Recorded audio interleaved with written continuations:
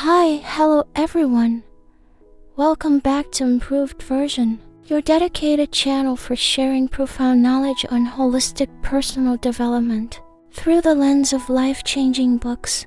Today, we are embarking on a very special journey. For the first time ever, we are going to tackle a topic that is close to the hearts of almost everyone, the intricate and often challenging world of parenting. Specifically, we will be diving deep into the transformative insights of the book The Mindful Family by the renowned psychologist Dr. Shefali Tsabary. Now, you might be thinking that this is just another guide on how to discipline your children or get them to eat their vegetables. But what makes this book truly special is that it goes far beyond conventional parenting advice. It reaches into a powerful, enlightening philosophy that has the potential to heal not just your relationship with your children, but your entire family dynamic and even your own soul. This book gets straight to the root of the problem, showing us a truth that is often hard to swallow, the reason so many of us feel tired, frustrated, and disconnected in our relationships with our children is that we have been using our energy in the wrong place. We have put far too much effort into trying to change our children under the misguided belief that we are doing it for their own good. But the truth is much deeper. Children come into your life not as projects to be completed, but as messengers to awaken you. They are here to help you reevaluate yourself and to enable you to live a more authentic, happier life. Even a child under the age of 3 is already remarkably conscious and sensitive to the world around them. However, as adults, we often carry the heavy baggage of our own upbringing. We have a bad habit of being overly proactive, constantly adding more expectations and pressures to our children's lives. We tell ourselves that they must try harder, study more, and achieve greatness for the sake of a better future. We find it impossible to accept them simply wasting time. We fear that they will fall behind in this hyper-competitive society. So we feel a desperate compulsion to arrange every hour of their day making them study the subject or practice that skill. When your child finally talks back or disobeys, a specific narrative immediately arises in your mind. You think, after all those years of sacrificing for him and raising him, how can he be so disrespectful? You start to worry about the future, wondering if he will even care for you when you're old. Behind these thoughts lie countless invisible fears. The more fearful you are, the more you want to intervene and control your child. But it is precisely these proactive, controlling interventions from a young age that can destroy a child's natural character. They shift from a state of alertness and curiosity to a state of rebellion. They become angry. They slam doors, or they lock themselves in their rooms. Alternatively, they may become silent and distant, withdrawing into a shell. Gradually, they grow up in a cloud of stress, carrying anxieties and sadness that are almost identical to the ones we, as adults, struggle with today. We need to understand that our children are the ultimate mirrors. They reflect back to us all the fears hidden deep within our own hearts. They come into this world to help us see our own immature sides, our unresolved traumas, and our rigid beliefs. You don't need to fix your child as much as you need to allow them to keep their natural temperament. If you can learn to love yourself, treat yourself well, and maintain your own curiosity about the world without ulterior motives, you will see a miracle occur. The most important thing you need to do to be a better parent is to change yourself. When you focus on transforming and improving your own inner world first, the whole family will gradually begin to awaken. If you improve, everyone around you, especially your children, will improve.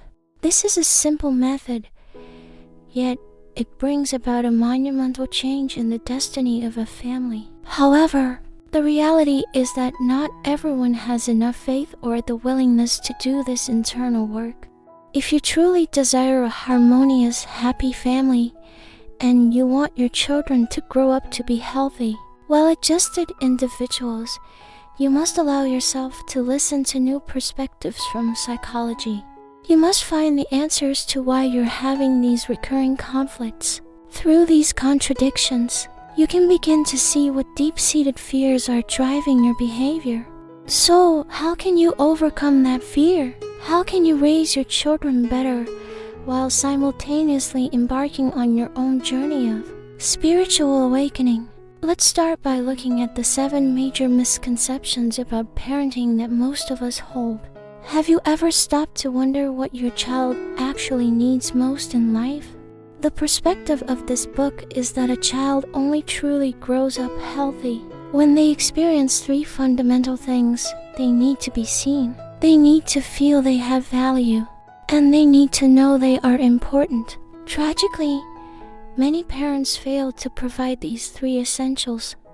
Instead, what children often receive is a constant stream of criticism or pressure-inducing expectations.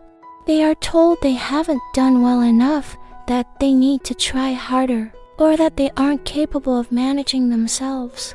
This leads to a dynamic where parents feel they must take over every aspect of the child's life.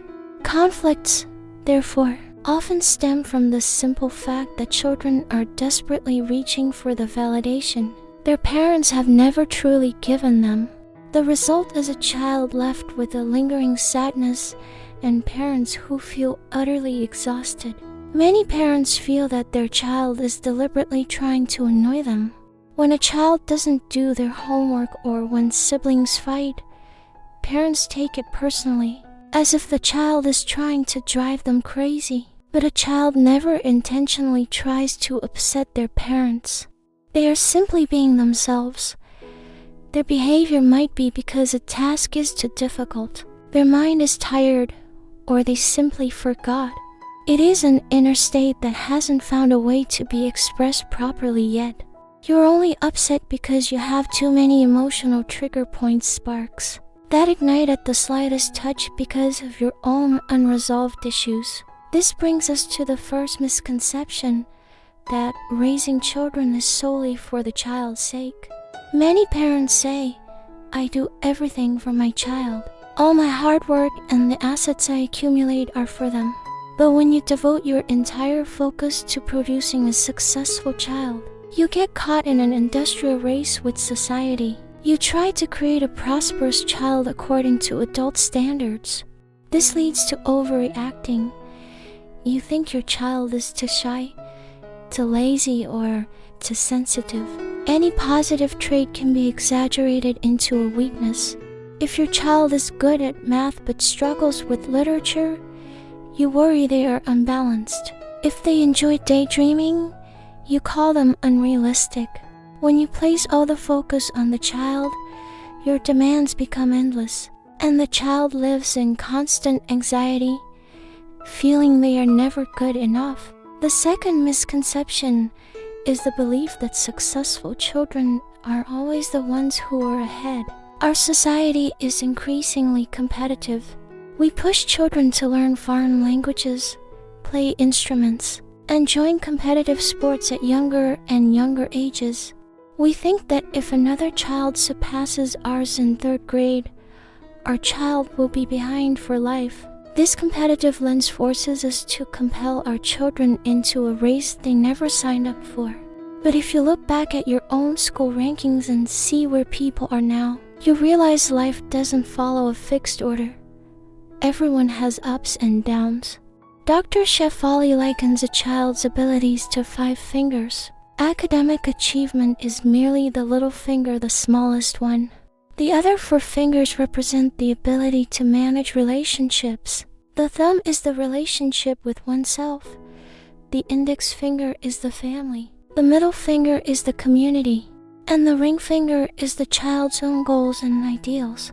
Modern parents have turned this order upside down, valuing the little finger above all else. When you try to rigidly dictate the path your child must follow, conflicts will inevitably explode.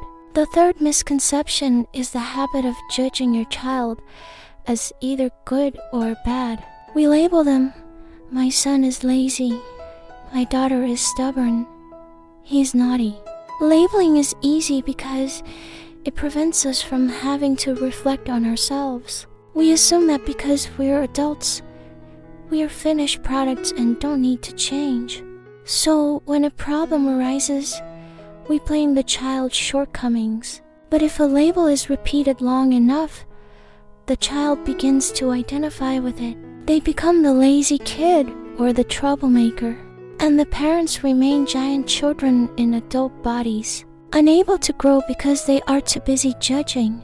The fourth misconception is that being a good parent is an innate ability or a natural instinct. People think that having a child automatically bestows the wisdom to raise them. This leads to complacency or helplessness when things go wrong. These parents blame the child's innate personality or fate, rather than looking at their own lack of skills. This often ties into the fifth misconception, that simply loving your child is enough. We hear it all the time, I only did it because I love you. This statement is used to justify hurtful or stressful behavior, while the motivation might be love. What the child receives is often control.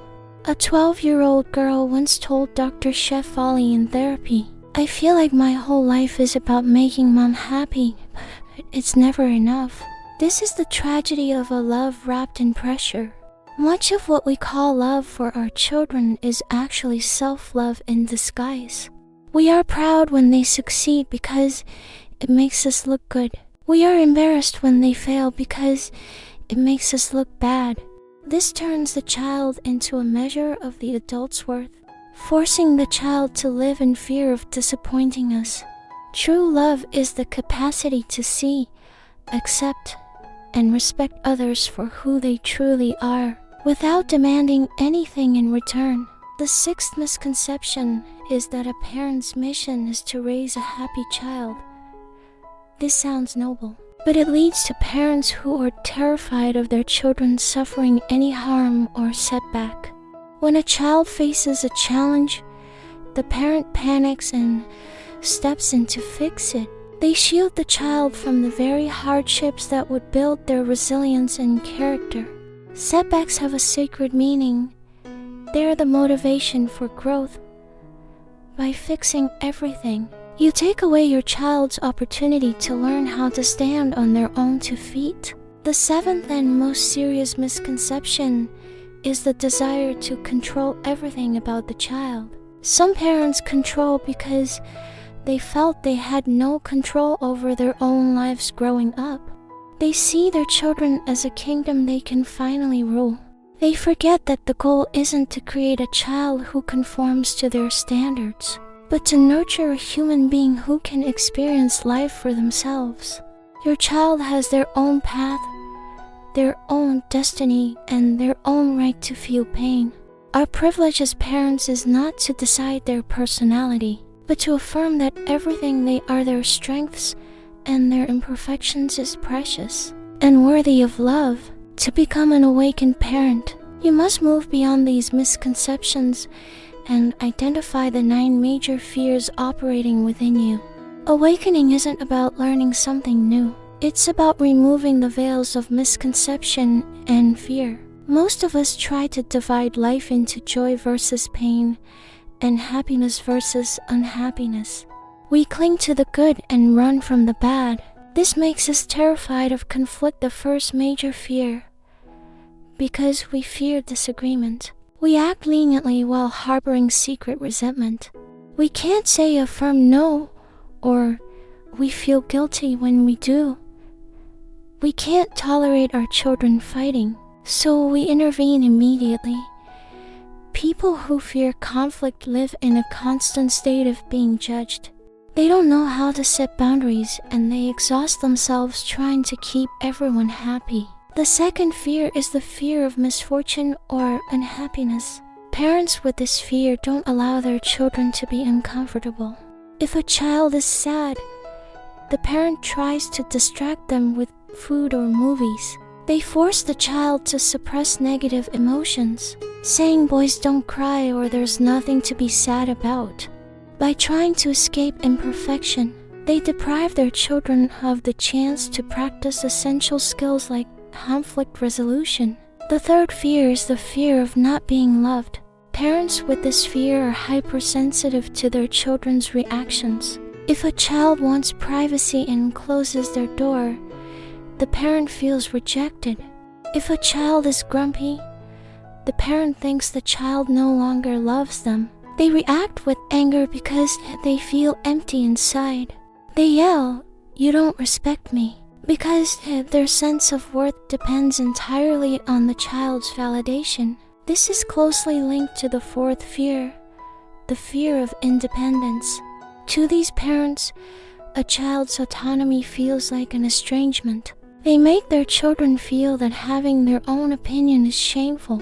This creates a suffocating relationship where the child has no room to breathe. The fifth fear is the fear of being useless. People who feel they lack real value try to prove their worth through their children's achievements. They obsess over outward appearances and social status. If the child isn't a superstar, the parent feels like a nothing. This is followed by the sixth fear, the fear of being ordinary. These parents believe only excellence gives life meaning. They turn childhood into a relentless race to avoid mediocrity, belittling the child if they aren't the best. The seventh fear is the fear of scarcity, the belief that resources and opportunities are limited. This creates a state of panic. If the child is a little slow, the parent immediately hires 3 tutors. If the child is a little overweight, the parent forces a diet.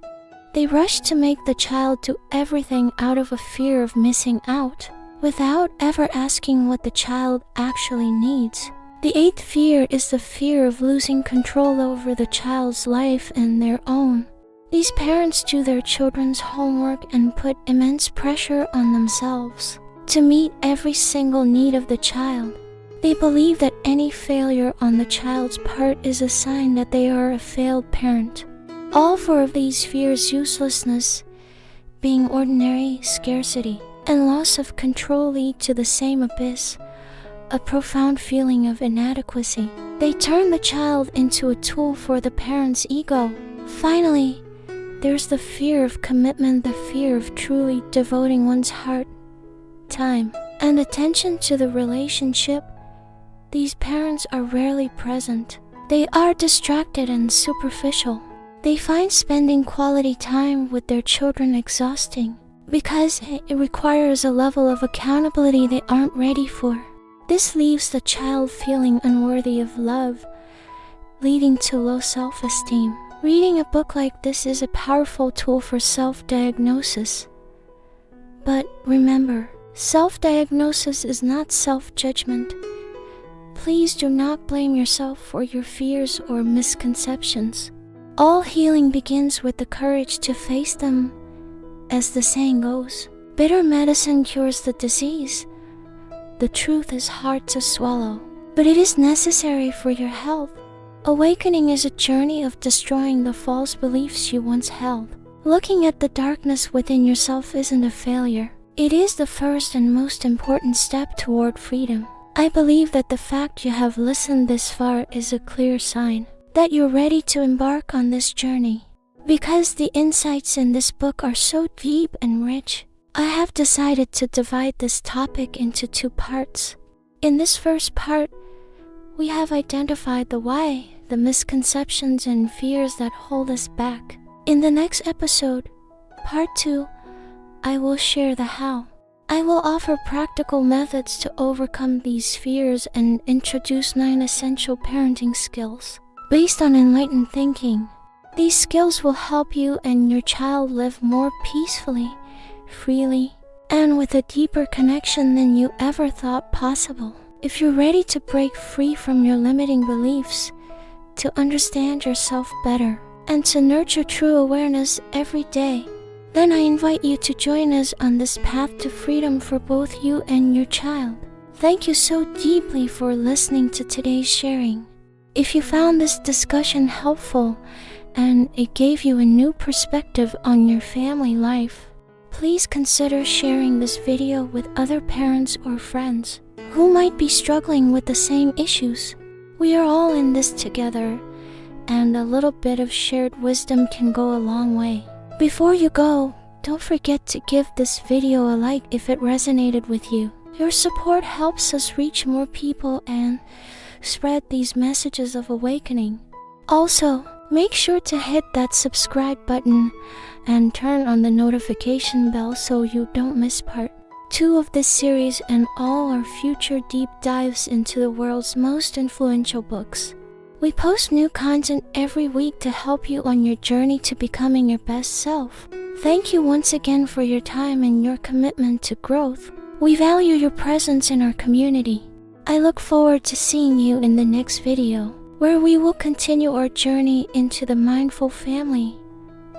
Until then, take care of yourself and stay mindful. See you soon.